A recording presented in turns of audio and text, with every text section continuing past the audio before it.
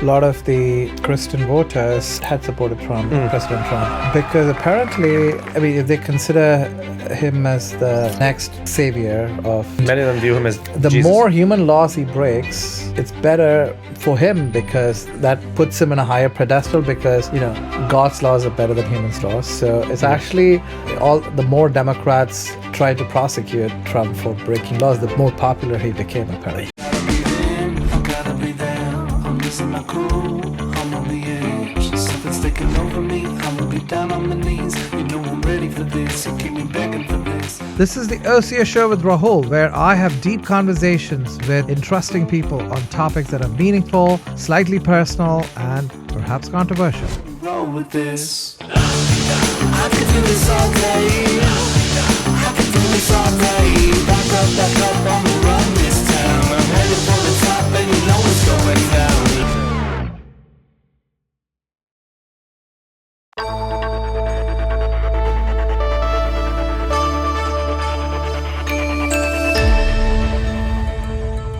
There's, the adage that people say, the famous saying, those who cannot work, teach. Well, I would say to someone, try and teach for a week and we'll see how well you do. It's the hardest job I've ever had in my life. It is. I used to be a part-time teacher for JA Professor Junior Achievement Program, and taught in Oakland schools and San Francisco School. I remember getting there at 8:30 in the morning, and by 3 p.m. I was done. I was so tired, just teaching. I was not even doing any construction or anything like that, but it was exhausting. I appreciated the teachers more after. You really do, and you really appreciate public education too, because you see kids who come from all walks of life and have different situations in their lives, and for a lot of them, school is the place where they get their meals. School is the place where they get safety and comfort, and it's sad if it's a place that they don't have a positive affiliation with. I did a lot of different things as a teacher in my short career. I taught what's called adaptive physical education, so almost like a mix of phys ed, but also almost like physical therapy. I was the head librarian. I was the technology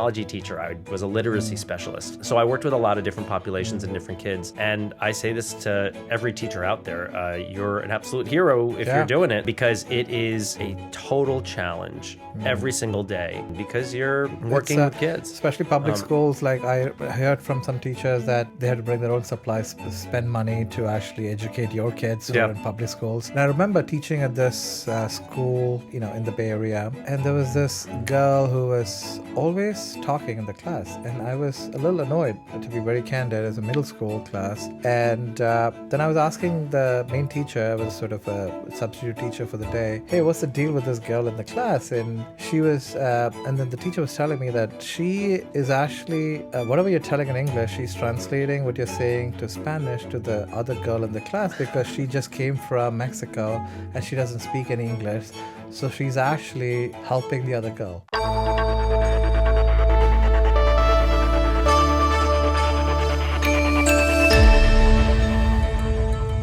Always curious about how did these companies survive during pandemic? By companies, you mean co-working companies? Yeah. Many of them didn't, or many of them or even the WeWorks of the world, huh? WeWork, didn't, in that they had to file for bankruptcy. I think you had companies like Industrious, you had companies like Convene, which really had to trim their hair. Many of them closed locations. And then I think if you're smart about it, you went directly to your landlord and say, listen, we can't even operate. The government is not allowing us to operate. Yeah. You gotta throw us a bone here. And I think a lot of them did. Industrious is thriving. Regis is thriving, and that's the thing for me is co-working is a great business. WeWork was just a bad company, and there are people who still, I think, will say, well, WeWork is an amazing business. They're a shell of themselves, right? I mean, they've filed for bankruptcy. They've got a completely new ownership. Their investor, SoftBank. Do they own all these buildings, or they're renting most of them? It's all leases, and part of the advantage of them having filed for bankruptcy is they got to renegotiate all of their leases. If their landlords, aka their creditors, were willing to do so. I think they would probably be open, because they're like, something is better than nothing. Something is better than nothing, but then there are some who are, throwing their, flag in the sand and saying, hey, we're going to take this to court. We'd rather fight you for it. A deal's a deal. And then there are some that said, you know what, just walk away. I get, through Google alerts, I get a lot of updates that Industry and Regis are just gobbling up old WeWorks, because the TI's already done, right? The build-out's already been completed. All probably taken better out. Than what they would do. Exactly. And certainly cheaper. And all they have to do is take down the WeWork logo and put their logo up, and there you go. Because eventually what happened with like WeWork's design, it became very streamlined because people can expect the same sort of facilities and look and feel. And that's the interesting thing about co-working spaces, is that there really isn't much product differentiation. Really the only differentiation is price. At least that's how I kind of view the market now. And locations, I'm guessing. Location, sure, but a lot of them find themselves very, very close to each other, mostly in downtown metropolitan areas for the most part. Occasionally you'll see Reguses in suburban areas, and that's one of the other trends is you see folks who are trying to launch products in the suburbs, assuming that work from home is not only here to stay, but more that people want. They want to get out of their house so much, but community is the word they throw around, but also that they want the membership.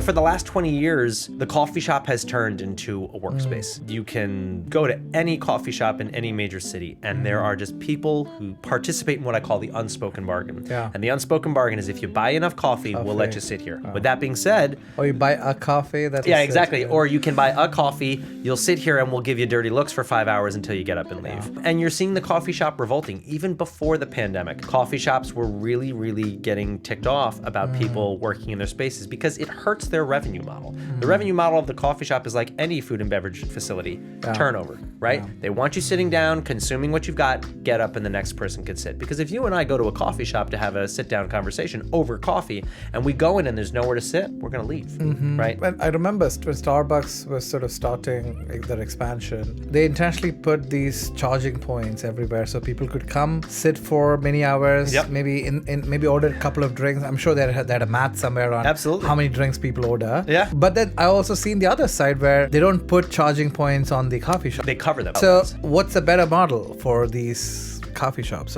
From a financial perspective, it's unquestionably the latter, right? The business model is sell as much coffee as possible. And if you're dealing with folks who want to be sitting in that coffee shop consuming the coffee, if there's nowhere to sit because someone has just bought, if someone is spending $5 but using your table for 6 hours, you're going to be losing money, right? But if you can get 10 people to be buying a cup of coffee and rotating out every single 30 minutes, that's the model that you want.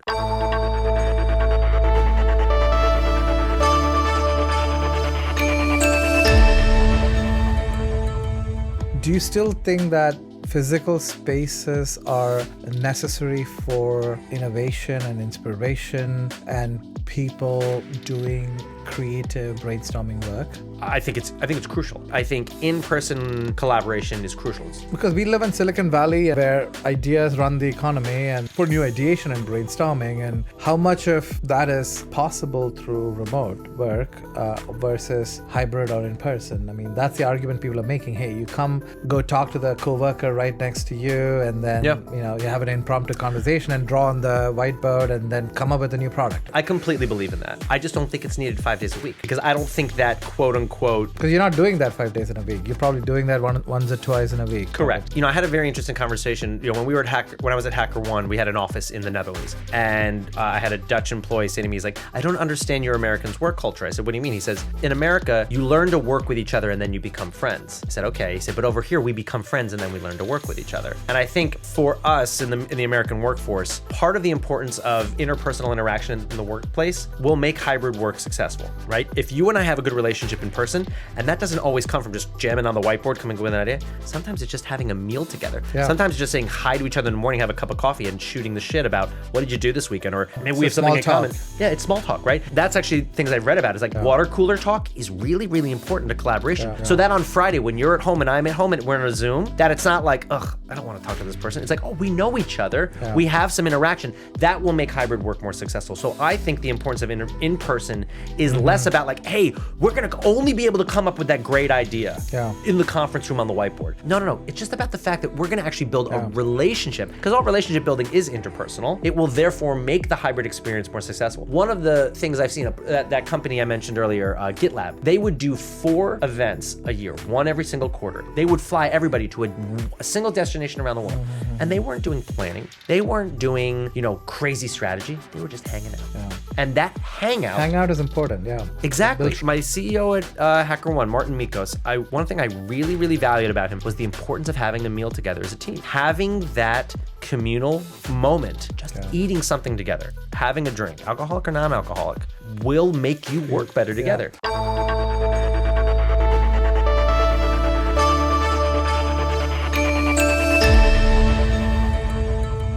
heard there was a secret meeting at the White House with a bunch of CEOs of companies basically urging these CEOs to consider not doing fully remote work because they wanted the main street to open after the pandemic. And right after, I don't know the date, and most CEOs were coming out and announcing, oh no, we're either hybrid or back to fully do work. RTO. So what happens if you go fully remote? What happens to the main street? Restaurants and coffee shops and all that probably closes down, I'm guessing. Well, I would actually counter it. I would say actually Main Street thrives When people are fully remote, especially in downtown areas where the offices are. Well, that's different. The downtown area, or like wherever the former offices were. yeah. So because I think San Francisco is a unique city. Like I'll kind of come up with two examples. We'll talk about like New York and San Francisco, which are two good examples. The downtown of San Francisco, if everyone went fully remote, downtown would be destroyed, done, right? yeah. But the neighborhoods, the Marina, Clement Street, Divisadero, Hayes Valley, thrive, right? Those main streets or high streets, they will just explode with activity because no matter what we do, people will not stay inside, right? Unless we force them to, which we did. But once we're allowed to go out, they will look for places. And again, they will repurpose spaces.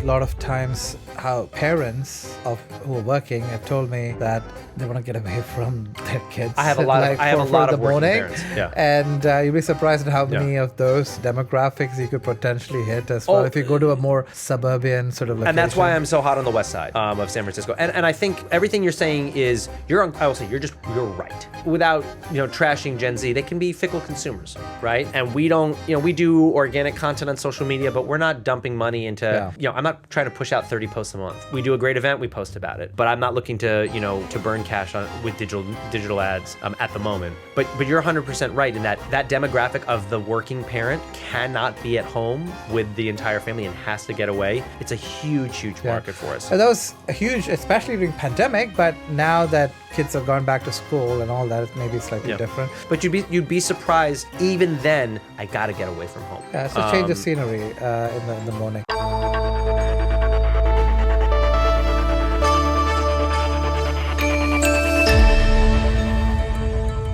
I took over, our space on Union Street used to be a North Face. North Face is retail sales and service. Neon is retail sales and service. That's not a change of use. That means I can go in, build it out, go and do whatever I need to do, open up. However, if I had taken over a previous restaurant that fell under restaurant or limited restaurant, then I had to go through a change of use. In some neighborhoods in San Francisco, that has to go through conditional use, meaning that I need to get approval from the neighborhood. That can be a 365-day delay. Yeah. And during that 365 days, you're paying rent. And the average business owner, as you can imagine, don't have the cash flow for 365. Forget the cash flow. Doesn't even know that it's happening to them. So they sign their lease. They think they can walk in the door and convert that, old North Face into an ice cream shop or into a coffee shop or a pizza place, and they're stuck. Yeah. And they get to the planning desk and they go, "Hi, I'm here to open my pizza place." And they go, "Oh, I got 50 more pages of paper for you to deal with." And then you get caught up in the bureaucracy and what I would call the legalized corruption getting something open in the city. Yeah. Permit expediters, neighborhood groups. You've got to use consultants for these kind of stuff. And all of these things cost money, right? And it is. And the thing is, there are so many great people in this city who work for the city who want you to get your doors open.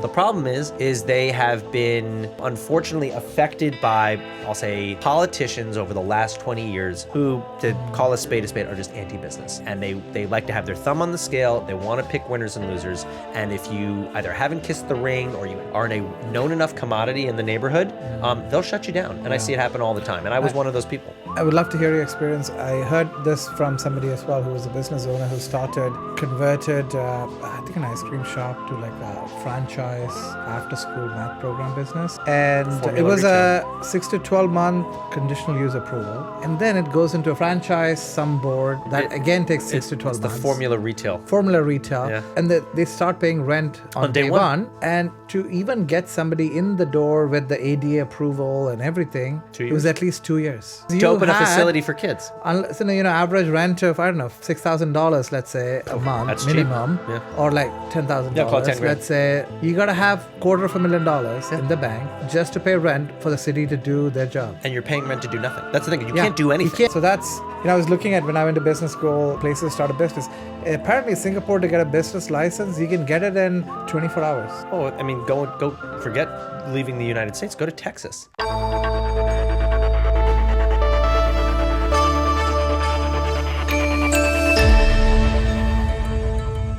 San Francisco can't afford to be turning away entrepreneurship. This is the city where Levi's and Gap and some of the most historic and world-changing technology companies were formed, and that are still being formed to this day. And if the response is, we got to approve. And really, it's tied to a political landscape here, right? Because what you have in the last 20 to 25 years is you've got this dividing faction in the Democratic Party here, right? You've got the progressive side and the moderate side. Now, people, if you want to just simplify it, you could say moderates are business friendly and progressives are business skeptics. Worker friendly. Well, yeah, I would say business skeptics, right? They don't think that the development and growth of San Francisco should be driven by its business, while some would say that moderates believe that, right? And the progressives think that and I think they say this with pride, you have to prove yourself. You have to show us that you're worthy. And I think that's crap. I shouldn't have had to prove myself to open my doors. That it did happen is fine, but I would never wish my experience on any other entrepreneur. Any single business that wants to open in San Francisco, again, if you can pay for it, you can do it.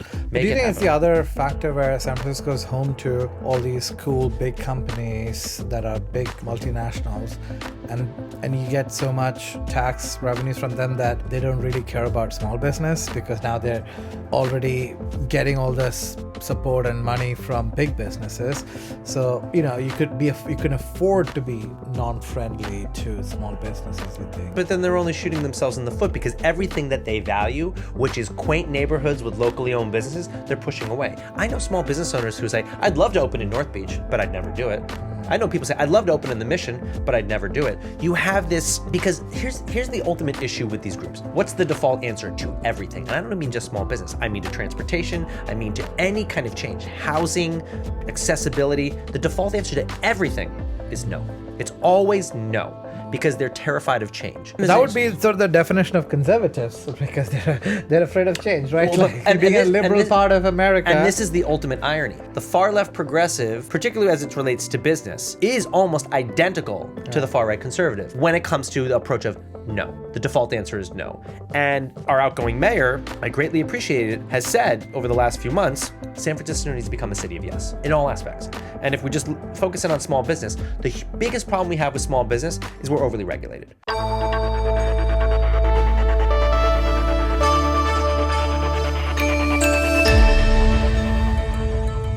People in public service, you believe it should be mandatory.